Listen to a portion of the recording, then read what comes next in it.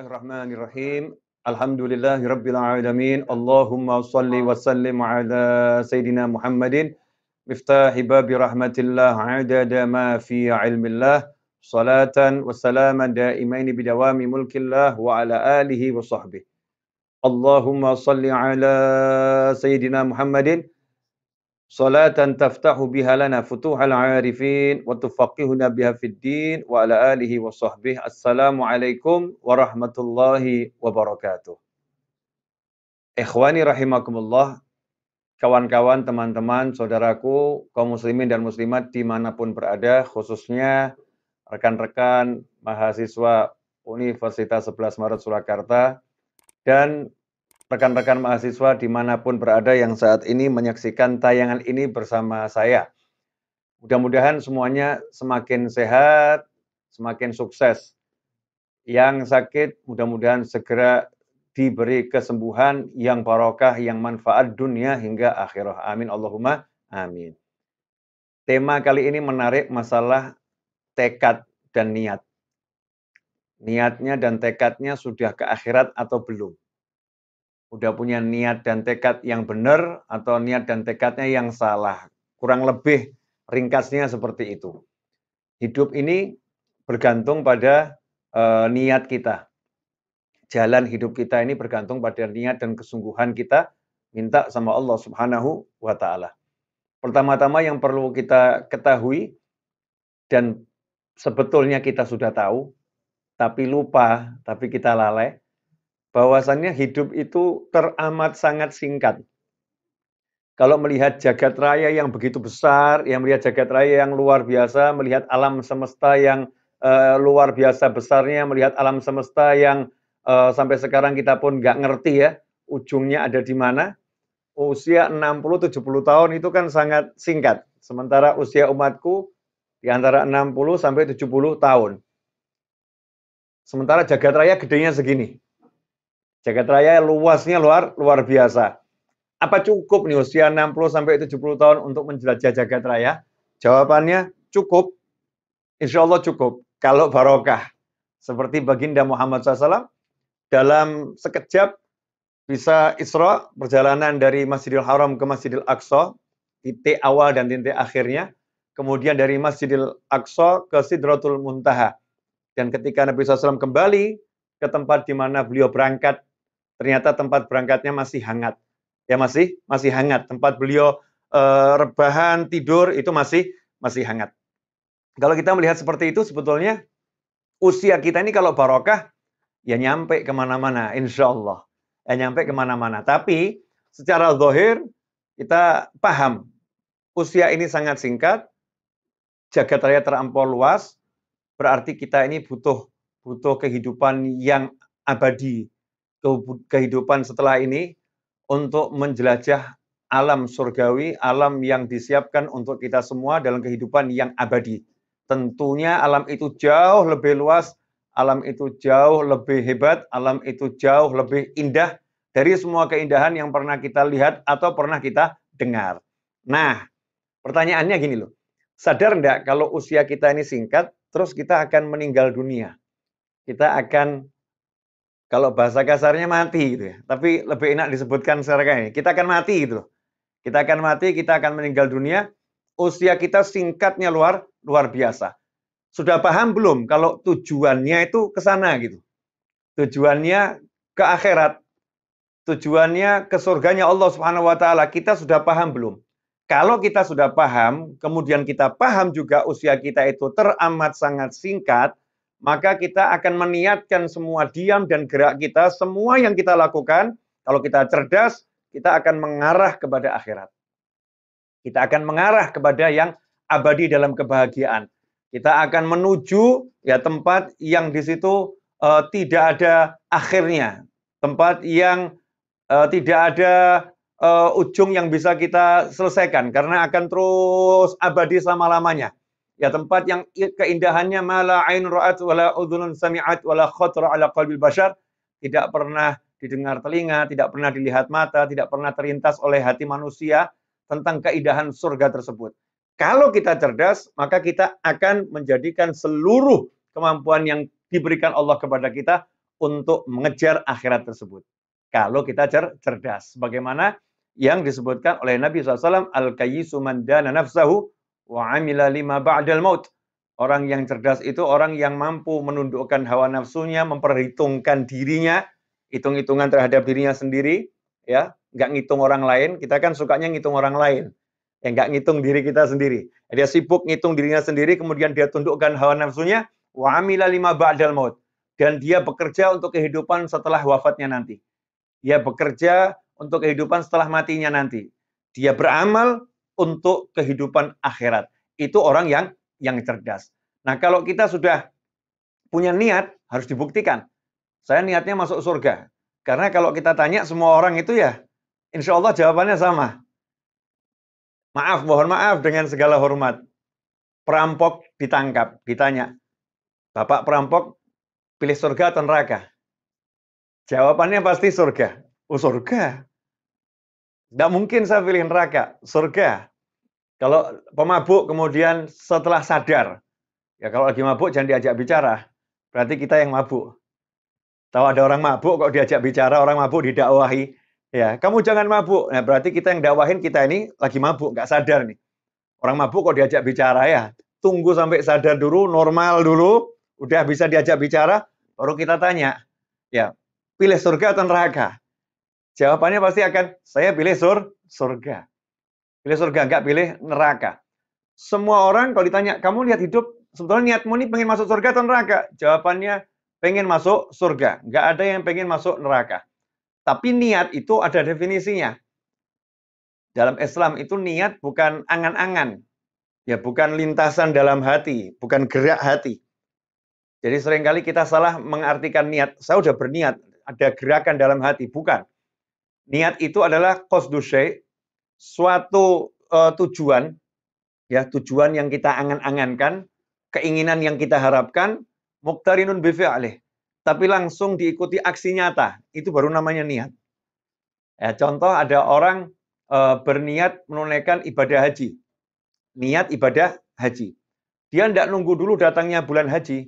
Dia sudah mulai belajar ilmunya haji.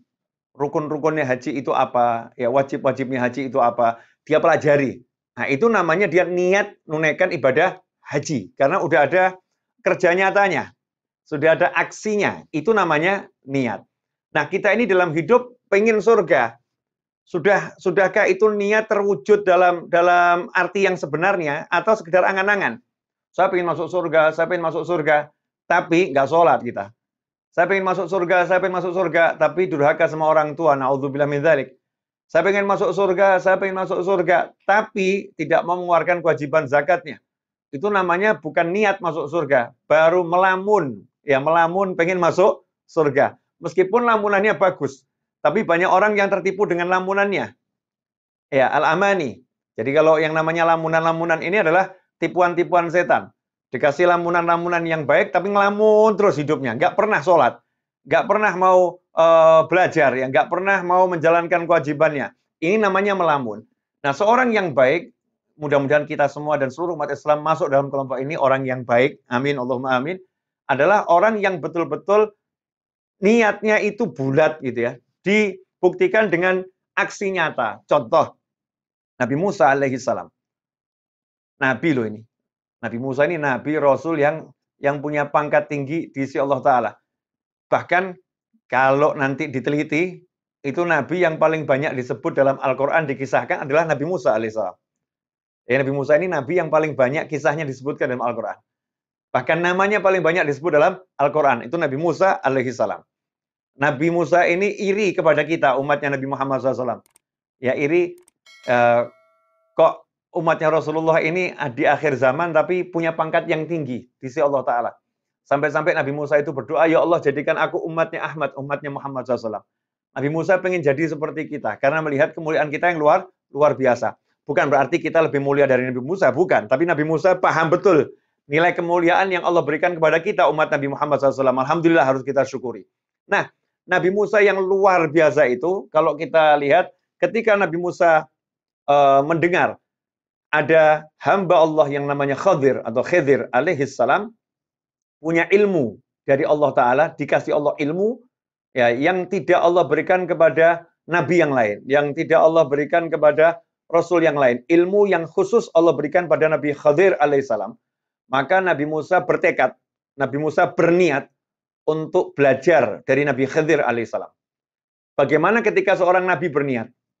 Ya, nabi niat mau belajar kepada Nabi Khadir alaihissalam atau hamba Allah Khadir alaihissalam. Apa yang diabadikan dalam Al-Quran? Coba kita perhatikan di surat Al-Kahfi ayat 60. Wa idh qala Musa li fatahu la abrahu hatta ablugha majma'al bahraini aw amdiya huquba. Dan ingatlah ketika Musa berkata kepada pembantunya. Pembantu di sini dikatakan muridnya. Jadi muridnya ya sekaligus pembantunya. Memang orang-orang soleh itu mewarisi anbiya wal mursalin. Al ulama warathatul anbiya. Pembantunya Nabi adalah muridnya Nabi. Pembantunya Rasul adalah muridnya Rasul SAW. Ya, muridnya Rasulullah, muridnya Nabi Musa, Nabi Isa, Nabi Nuh, itu adalah yang melayaninya. Makanya mau dapat ilmunya ulama, itu harus jadi khodim. Jadi pelayan yang berkhidmat. Ya, pelayan yang betul-betul melayani. Nanti akan dapat warisan ilmunya.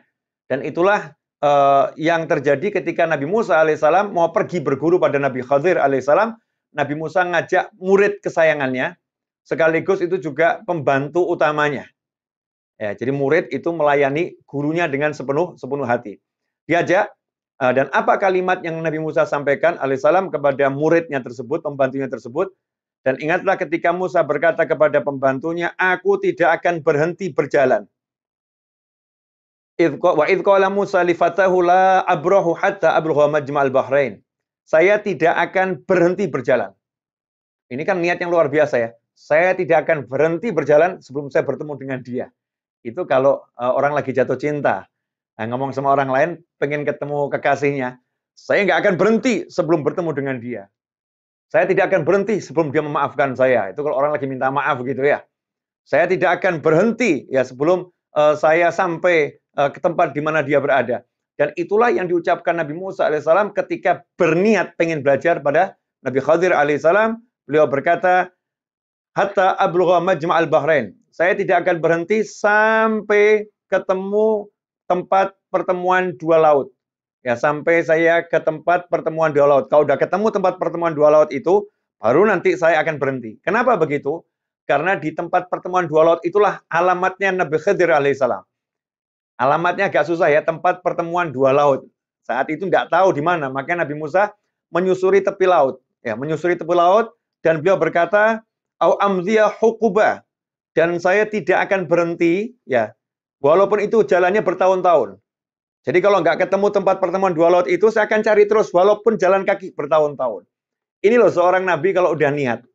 Jadi kalau udah niat itu langsung aksi, tekad.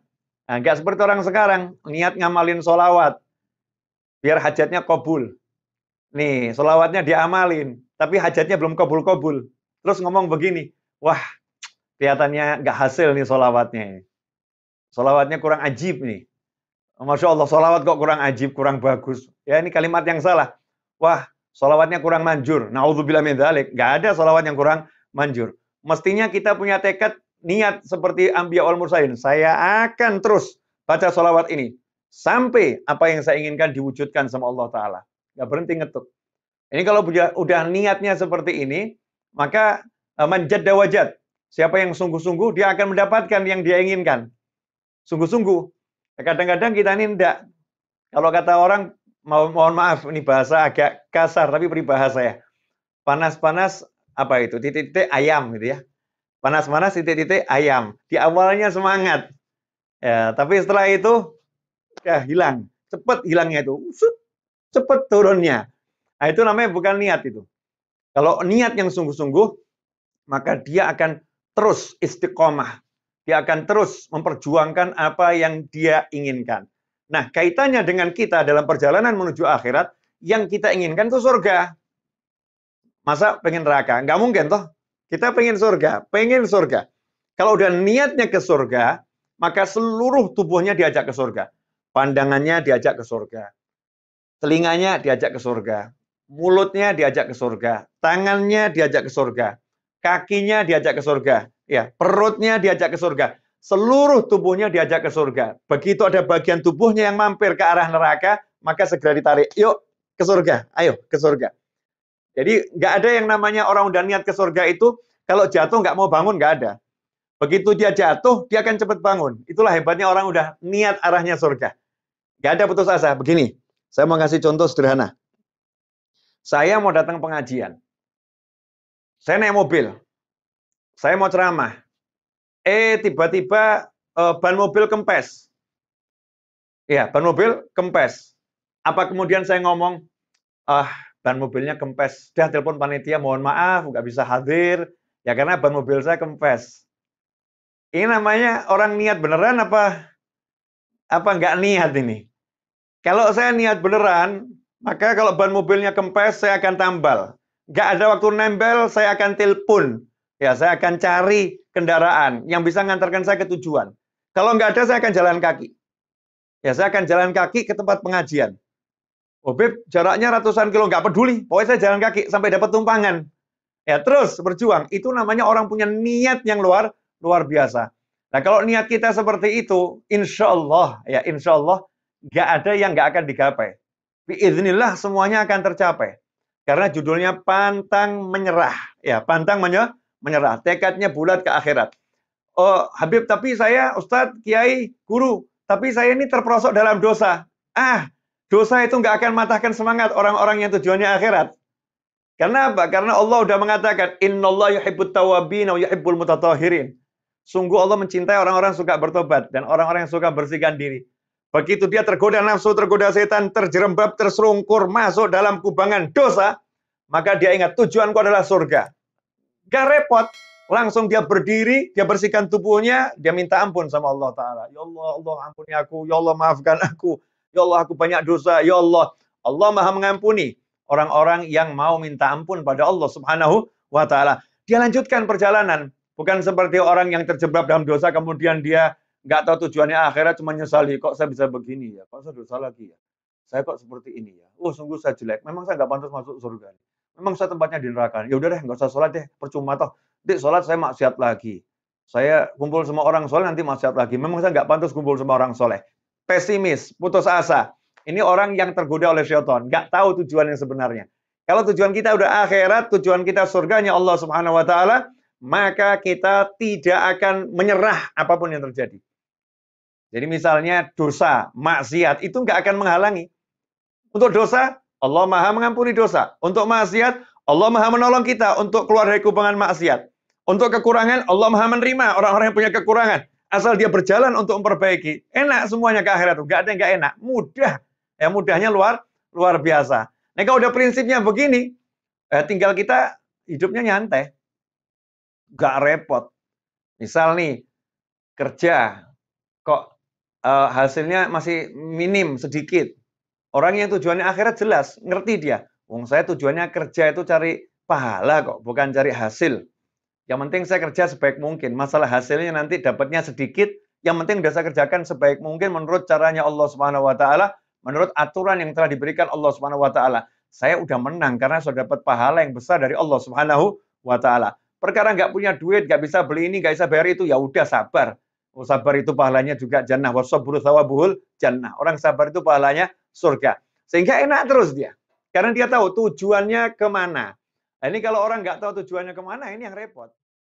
Allahumma salli wa sallim ala Sayyidina Muhammadin miftahi babi rahmatillah adada ma fi ilmillah salatan wa salaman daimaini bidawami mulkillah wa ala alihi wa sahbihi اللهم اجعل في طاعتك فرحي وسروري وفي مرضاتك جميع أموري اللهم يا عالم بحالاتي ومطلع على سرائري ونياتي اقضي جميع حاجاتي واغفر ذنوبي وسيئاتي وتجاوز عن خطيئاتي وزلاتي وتقبل جميع حسناتي وسامحني فيما مضى وما يأتي واكتبني في ديوان ساداتي واسلك بي سبيل نجاتي في حياتي ومماتي اللهم إني طامع في عطاك راغب في رضاك مستسلم لقضاك فاكتبني من أولياك واسلك بي سبيل هداك وألحقني بأسوياك وصلى الله على سيدنا محمد وعلى آله وصحبه وسلم والحمد لله رب العالمين آمين